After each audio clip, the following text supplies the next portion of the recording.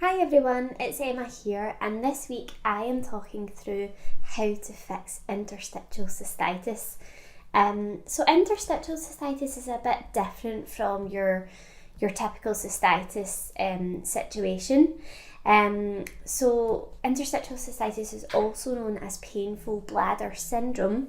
And also what's key to interstitial cystitis is that infection is not found to be at the root of the cause. So unlike traditional cystitis where bacteria, usually a type of E. coli for example, is getting into the urethra and is causing the infection, with interstitial cystitis there is often no infection found, and because of this the underlying cause is in many cases somewhat unknown, or there are a few situations that could potentially be contributing, so perhaps a number of different underlying factors, but it is relatively unknown, and in many cases when something is unknown it also means that there's quite a lot of individual factors that could be contributing.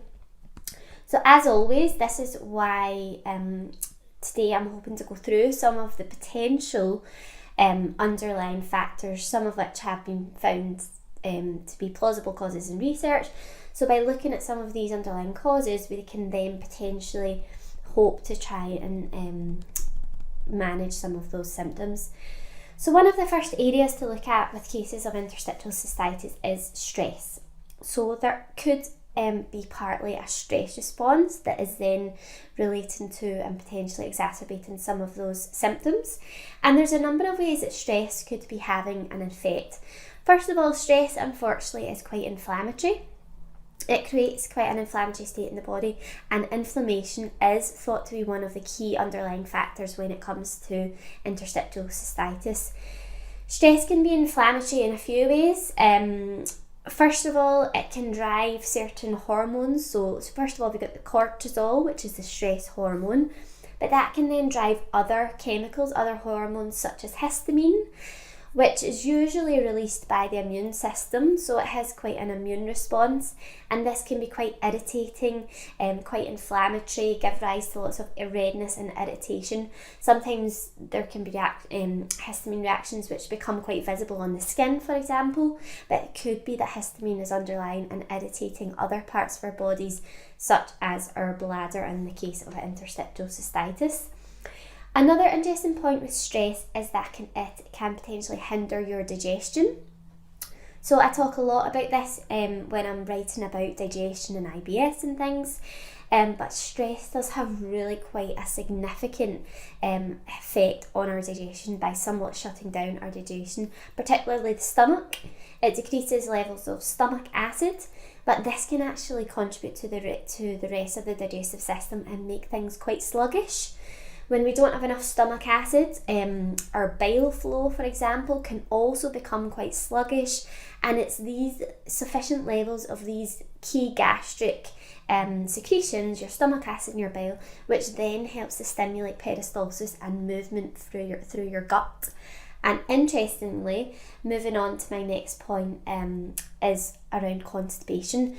Just while I'm on the topic of stress, before I move on to constipation more particularly, I just want to show you a quick stress remedy. So if you do suspect that stress could be underlying and could be a contributing factor in your case of interstitial cystitis, then our passiflora complex is a nice one to include.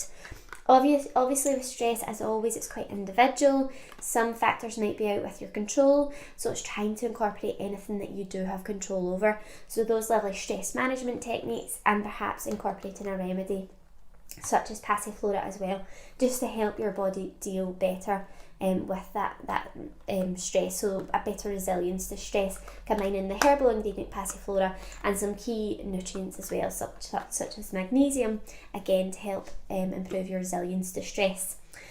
Now back to digestion. So we've talked about how stress could potentially be impacting your digestion, or a digestive issue could be a separate issue for you. But I've talked about how stress particularly can shut down stomach secretions, slow bile secretions, and that could give rise to constipation in many cases. And then this is my next point on managing constipation. So constipation could be related to the stress, or it could be a bit of a separate issue. But either way, that state of constipation is quite often associated with interstitial cystitis. Again, being constipated, having quite a full, slow-moving gut with all the food waste that we're hoping to expel, unsurprisingly, that can create quite an inflammatory state. And in terms of geography and structural considerations, your gut, your large intestine, is very close to your womb and your urinary tract. So it's all in quite close proximity. So that inflammation could potentially be an underlying factor and connected. We've also, although in interstitial cystitis and cystitis more generally, you've also got your gut bacteria to consider. Now, although this interstitial cystitis isn't technically there isn't an infection underlying, your gut bacteria is also crucial for managing inflammation in the body as well. So that's just another consideration. In terms of what you could do for the constipation, keeping hydrated is one of the number one tips. That's going to be very helpful for reducing irritation and inflammation in your bladder and urinary tract as well, but also the constipation, just to help keep things moving as much as possible. There's other ingredients as well, such as your linseeds, lots of dietary fibre. Our Linoforce product as well, it's got your linseeds and a bit of some herbal ingredients as well, including senna, to give your bill a good kickstart. So sometimes that might be required, although we wouldn't recommend the long-term use of options like this, but it could be an option initially for you. Number 3 on the list is to try and reduce inflammation. So I've mentioned that inflammation is often thought to be an underlying driving factor in cases of interstitial cystitis. And interestingly, this is reflected in some of the conventional treatments for interstitial cystitis as well. So quite often anti-inflammatory medications are given. So what could we do ourselves more naturally from home in terms of that inflammation? It's really interesting with areas such as inflammation. I'm often thinking, what can you add in and what can you take away? So it's not all about cutting out foods or food groups. It's also looking at the benefits, the positives, and thinking, what could we add in to limit inflammation? What are lovely anti-inflammatory ingredients? So your obvious pro-inflammatory ingredients that you could perhaps limit, smoking is a big one. There's lots of research on smoking and interstitial cystitis. So if that is a factor, it's a really major one to consider, I would say. Then other more day-to-day ingredients that maybe a larger proportion of us would be would include your caffeine and your refined sugars and things.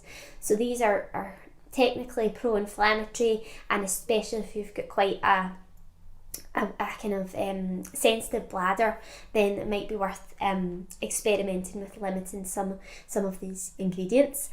Caffeine is also a diuretic, and a diuretic in terms of losing water, but also risking losing key nutrients as well, such as your magnesium, which is really, really important for a whole array of positives in terms of your blood sugar regulation.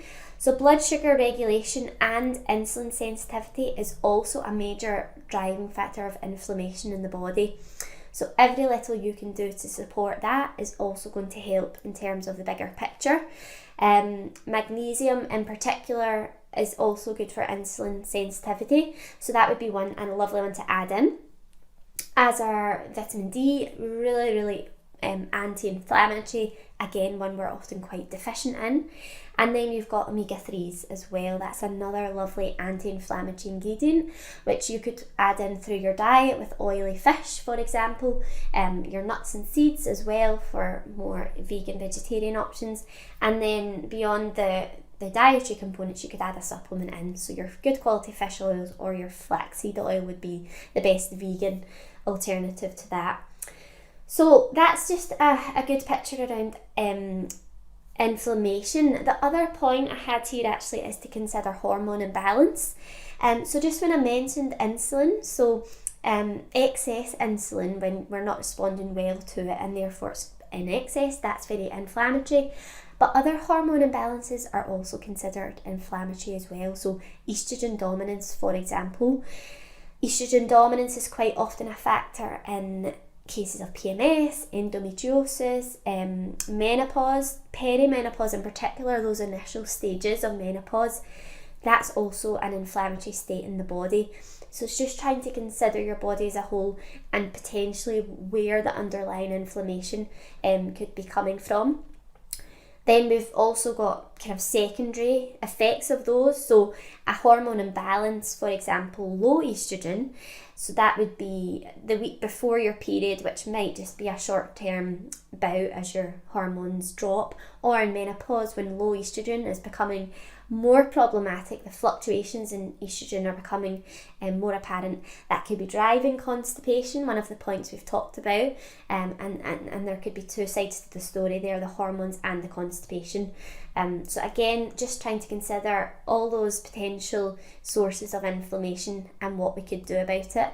Depending on the likely cause, we've talked through a few in particular. For more general management of inflammation, we also have devil's claw as well. That's a herbal ingredient, which is a natural anti-inflammatory. It helps to shut off and gently shut off some of those inflammatory pathways in the body. So that would be a nice alternative to some of your anti-inflammatory medications. Another medication that's often conventional medication that sometimes stresses antihistamines. So that's tackling that histamine reaction that I'd mentioned earlier that can sometimes be triggered through the stress response and suggests there's a bit of immune involvement as well. So something naturally antihistamine would include your nettle tincture, and some vitamin C is also gently antihistamine. So those are just some options and alternatives again to the kind of some of the conventional treatments for interstitial cystitis. So my last point is to consider moving more. So again, it can be quite individual in what factors you feel could be contributing, but quite a sedentary lifestyle potentially could be adding to the inflammation, could be making your circulation a bit more sluggish, so not taking key nutrients to where they need to be and clearing toxins and more pro-inflammatory ingredients. Moving more, so every little helps, just moving more is going to be good for your stress response as we've discussed, and also very positive for your digestion in terms of kind of massaging your bowel into action. So if constipation is an issue, again, that's where supporting your movement and your circulation could be beneficial. And in terms of herbs, ginkgo biloba is quite often helpful if you feel that your circulation could do with a little bit of attention. So I hope this has all helped. Obviously beyond these tips, if you feel symptoms still aren't improving, then it would be down to the doctor to really try and investigate more, just to try and determine some of those underlying causes to really pinpoint them. In some cases the immune system may be more involved, there may be an autoimmune element, or physical therapies might be recommended or required. So that's definitely not my area of expertise, but sometimes muscle work in and around the bladder, for example, might be required. So sometimes that would be the route that you may have to go down. As always, please do leave any comments or questions below. I will add links to any of the products I've mentioned in the description. Please also do subscribe to our Avogo YouTube channel and also hit the bell icon so you will be notified of any future videos. Thank you, take care and speak soon.